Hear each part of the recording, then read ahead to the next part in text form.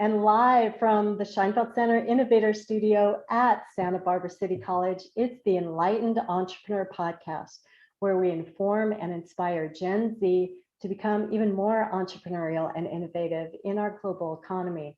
I'm your host, Julie Sampson, Director of the Scheinfeld Center, and thank you everyone for joining me here to create livelihoods that matter, be your own boss, and make the world an even better place. Well, if you're here, it's probably because of at least one of two things. One, you're searching for a problem to find a solution for as an aspiring entrepreneur. Or second, you've heard about the Red Bull Basement Challenge, the competition that is going on right now. And the Scheinfeld Center and SBCC is rallying behind our students who are into creating a solution that solves a problem here on campus and bringing that solution to the competition. And if you're here for either one of those things, you're in the right place. We'll go over a bit about the competition and how you can enter into it and how the Scheinfeld Center will support you in that. And if you're just here to identify how you can find a problem we're solving, we'll address that along the way. So with that, let's jump right in. So did you know that 35% of all startups fail because there's no market need for the solutions brought to market? And furthermore, of existing companies that bring new solutions to market, over 95% of them fail. And so the question is, if you're going about trying to find a solution that matters, how can you stack the deck in your favor so that you bring something to market, something into fruition that customers and people are so happy to have? So that's what we're going to look at today, and we'll provide a framework for just that. So first of all, let's talk about this Red Bull Challenge. So it's a global competition for college and university students, and there's 45 countries participating in this. The challenge is to devise innovative solutions that drive positive change on your campus or in your community. So it can be on the campus or in the community in which you are. And tech is at least part of the solution. So SBCC already has several student teams who are taking on this challenge, and so can you. So the link to the competition is in the description of the video. The first thing before any of this, though, is that you need a problem to solve. So let's give you some ideas on how to get started with that. The first thing to know, the first place to start with, is knowing who you want to serve. So with this example with Red Bull Basement, it may be that you want to come up with a solution that helps other students, or it could be staff at your college or university, or it could be educators. You know, to figure out on campus who you really want to work with, who you would feel great about devising a solution for. Then after you've done that, it's really important to step into empathy. So empathy is the first step in what we call the design thinking process, which is a process for bringing products and services to market that customers actually want. So in this case, those students or faculty or educators bringing things that really help them, in their day-to-day operations. And this is super important. The late Steve Jobs said, you've got to start with a customer experience and work backwards to the technology. You can't start with the technology and then try to figure out where you're going to sell it. So that's the process of beginning with empathy. And there's 4 different ways that you can go about identifying a problem we're solving using this empathetic approach.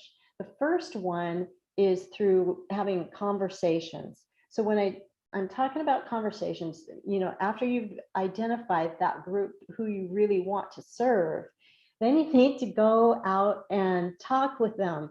But it's not just idle chit chat. It's a strategic conversation, and we often call this customer discovery conversations. And it's important to go in person with this, or at least a video conference, during this time, so that you can interact with them freely. This is as opposed to, having them fill out a survey. Okay, there is a place for surveys, and we'll talk about that. But up front, when you're just trying to identify that problem and get to know who you really want to serve, it's super important to have conversations with them and not just do surveys that they fill out and give you, the answers in that way. So the conversations should use a question set that really helps the people that you're talking to focus on a particular problem. Okay, so this is how I suggest going about it. So if you you can talk about them, talk with them about, what they do day to day on campus, and ask that, ask them to identify what is the greatest problem, what are their aspirations that they're trying to attain, and what gets in the way of that. That's one way to go about it. If you have a particular area that you want to focus on in terms of a solution, then you can say, have you ever encountered X problem? Fill in the problem. And if they say yes, then it's good to go further in the conversation with them. If they say no, then you might want to go back to asking, so what is your greatest aspiration on campus? And, what gets in the way of that? To get at what are the problems that they're encountering.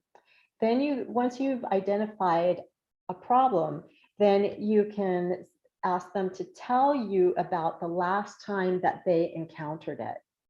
And so listen to what they say, listen to, how did the problem start? What was their experience of it? How did it end up making them feel? How did it affect, what they were trying to do? Really get a sense of what that challenge was about. And then ask them how they resolved the problem. This is super important. You'll learn a lot about how much urgency your people that you're trying to solve a problem for have for finding a solution by their response to this question. How did you resolve the problem, and were you satisfied with the solution? Those two questions. Okay, how did you solve it? And then once they've shared that with you, are you satisfied with that solution? If they say, I didn't solve the problem, I just kind of went along with it, I didn't find a solution, I don't use a solution, it may not be, you have to check it out, it may not be that it's that urgent of a problem. We're looking for what we call migraine level problems, where people are actively trying to find a solution, and oftentimes putting together kind of jerry-rigging solutions for themselves, or they're using a solution, but it's not working all that well, and they're very open to finding a better solution. Those are both good scenarios. And you can ask them with their solution, what would have made it even better? And you can get some ideas on some things that would really make a difference for them. And that will give you some insight into bringing a solution to them. And then it's always good to ask whether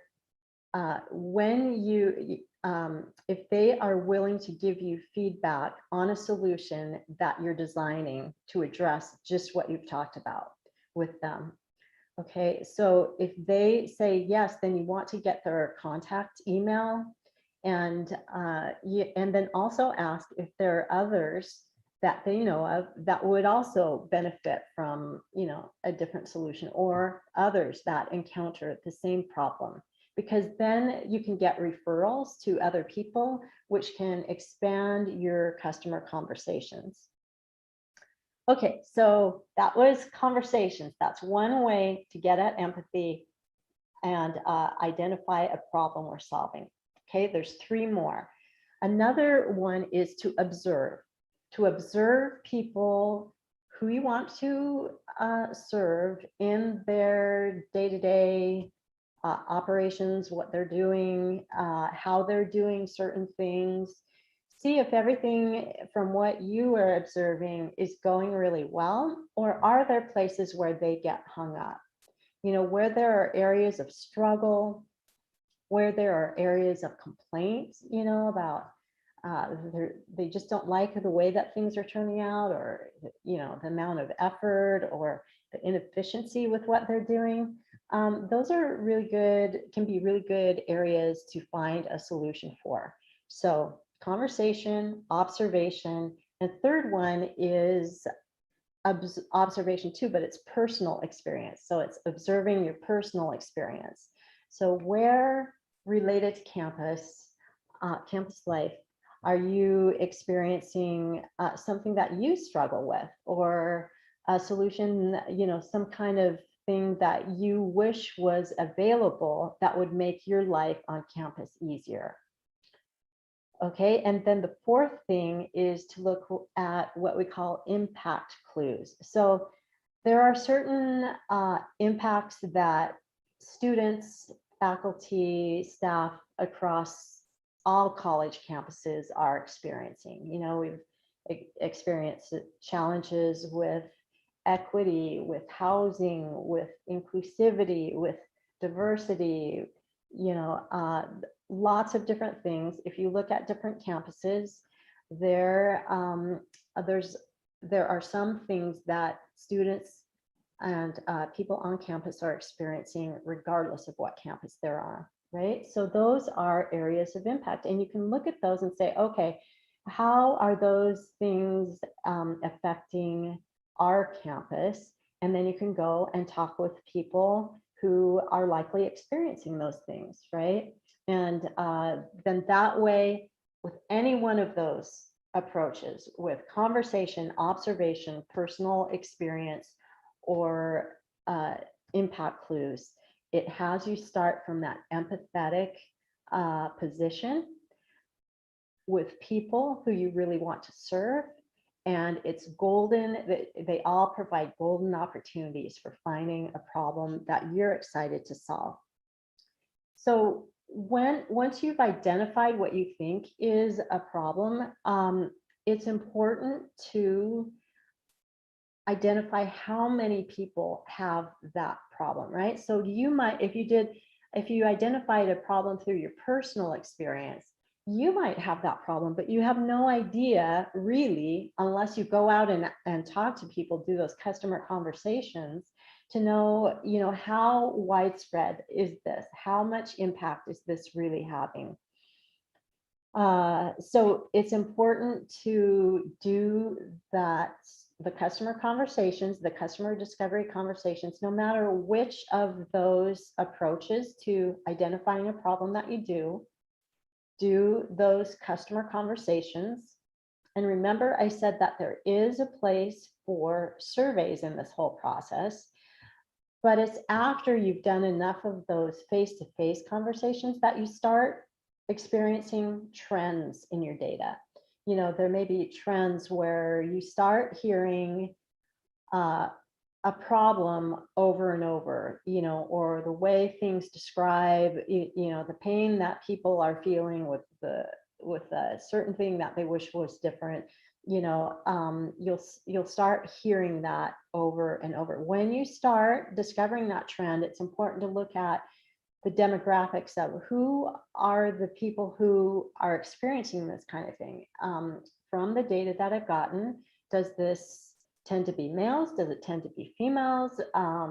Is it people of a certain age? Is there something, certain background or life experience that they have in common? And then you can use those surveys to reach out to other people in that same, you know, with that similar demographic, and get more feedback and see if you really reach out more broadly. Do you get that feedback that your initial findings with your smaller group of customer discovery conversations that you did, when you go out on that broader scale, do you find any that your data supports those earlier findings that you did? When you've done that, you've identified a problem that has large impact, that has the potential for large impact, and that's a good thing.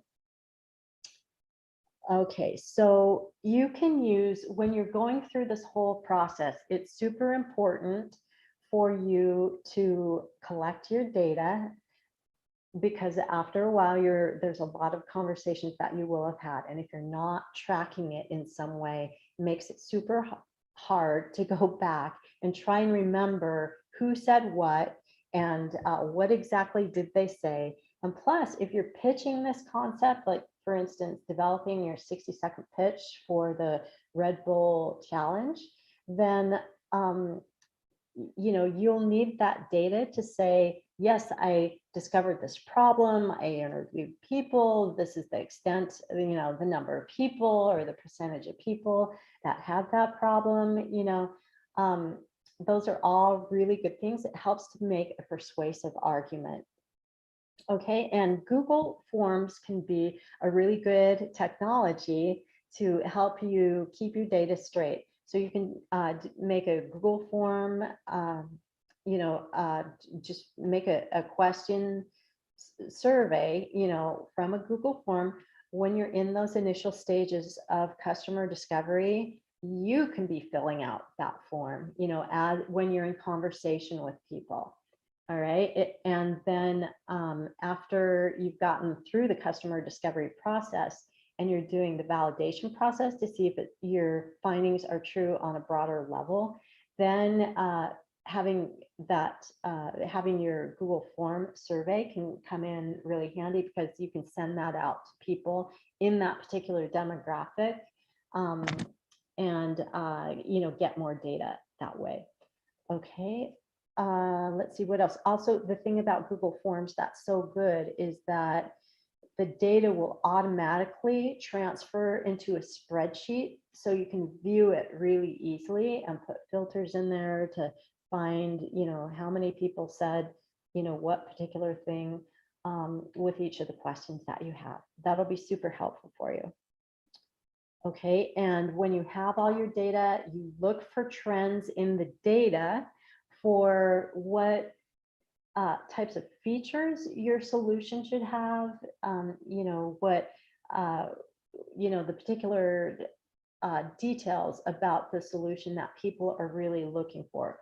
It's not that you're expected to meet the needs of absolutely everyone that you talk to, but you look for the trends in the data that indicate the greatest areas where people need help and the types of solutions that they're looking for in those areas.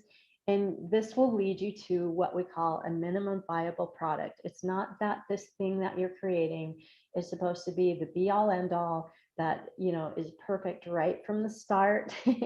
You come out with the simplest iteration, the simplest version of the product, so that you can just get it to market, have people test it. So have people on campus test it, and then you'll get their feedback, and it may be that you end up doing revisions down the line.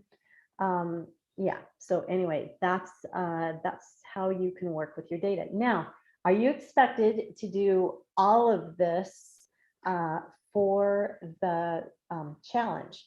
Well, what I'm describing for the Red Bull Challenge. So what I'm describing is a way to set yourself up on those criteria that they are looking for, right? So they're looking for something that's a solution that's creative, that's going to have broad impact, that you get lots of shout outs from the community with, right? And if you've been out there talking with people and really devising something that is going to be a great solution for them, you're going to have all of those people behind you, plus your students.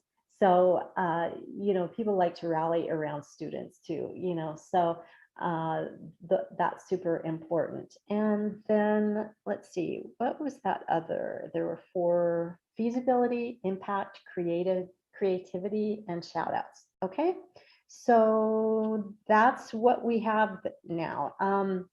We talked about the four different ways to come up with problems that are worth solving and how to get started with it. We talked about strategy for really reaching out to people, gathering good data, also that you can have a really good pitch along with it. And then the next thing, once you've done that, will be, okay, so how do I develop a solution? And so that's what we're going to talk about in the next podcast, which will be on October 8th at 2 p.m. And so something that we can do during this time is, during these meetings is, if you need a live question and answer period where you're, you're putting things together and you need help with anything, we're happy during that time to make that available to Q&A sessions. If you're on campus, we can do live sessions here at the Scheinfeld Center. Anything that you need to support you in your journey with this competition, we're happy to help you out. Let's see, also, so down in the description of the video, you will find links to a form that if you need help, you can just fill out that form and say, hey, whatever it is that you need help with, and we can go from there. So let's see, I'm gonna see if we have any questions here to take from the audience at this point. Yeah, lots of questions about those surveys. Okay, so I gave you the basic question set that you can use for a customer discovery survey. I'll put the main questions down in the description too. You can modify those towards your purposes, but what I'd encourage you to do is look at the question and think about the data that you would get from that question and why would that be relevant in terms of determining whether you're on to a good problem, whether you've identified a problem we're solving. Okay, so think about it in that way. It's true that, as far as surveying and gathering data, I mean, that's a whole art and science in itself, and we're not trying to get into the weeds here. We're just trying to get some indicators, right? So that you have a strong pitch, so that you have a strong, viable idea.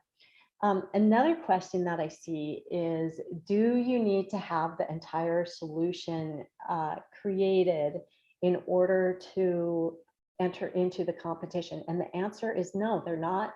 Red Bull is not asking that of you. You're going to pitch your idea. Certainly, if there is some development that you've done to get this thing off the ground, that's great. But what's even more important than that is they're looking at your idea, right? On those 4 criteria that I mentioned previously. So that's really what they're looking at. And if you look at that timeline of the competition, there's a certain period where if you're one of the ideas that are chosen to move forward, that you will receive mentoring and support to develop that concept that you pitched in your 60-second video. Okay, so so don't think that you have to have all of this solved and your solution done by the time you submit your video on October 24th. Okay, that you don't have to worry about that. Let's see, another question. The submission deadline is October 24th, but here is something that you should know about that. That's that shout out period where you're reaching out to your community and saying, hey, like my video, and you're getting people to really rally around your concept. That also ends on October 24th. So you don't want to wait until October 24th to submit your entry.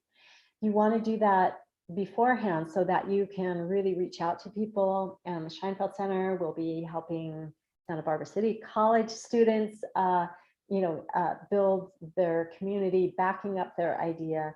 Will definitely be helping you in that way, but you want to allow time before October 24th for that all to happen.